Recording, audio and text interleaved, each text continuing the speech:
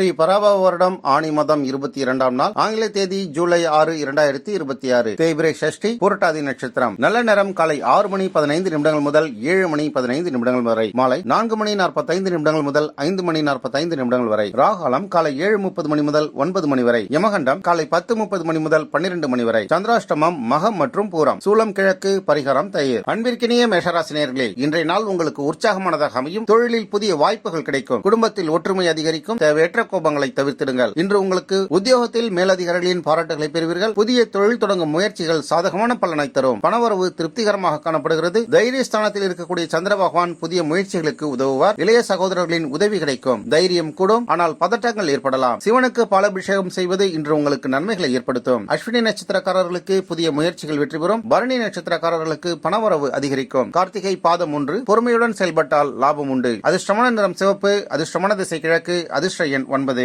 நம்ம world Prince சேனலை மறக்காம சப்ஸ்கிரைப் அண்ட் ஃபாலோ செய்து கொள்ளுங்கள்.